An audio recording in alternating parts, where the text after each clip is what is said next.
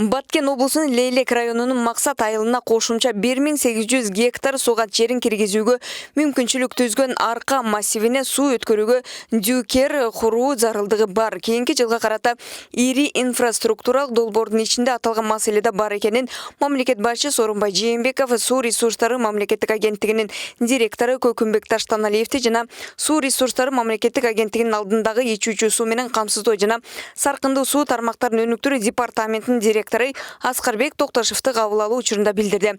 Буга керектелген 1 миллиард 900 миллион сомдун бир бөлүгү республикалык бюджетке 2020 жылга каралат. Калган бөлүгү эл аралык финансылык институттардын каражаттарынын эсебинен тартылат. Сооронбай Жээнбеков ирригация жана калктуу суу менен камсыз кылуу анын президенттик ишмердигинин артыкчылыктуу маселелери экенин өзгөчө белгиледи.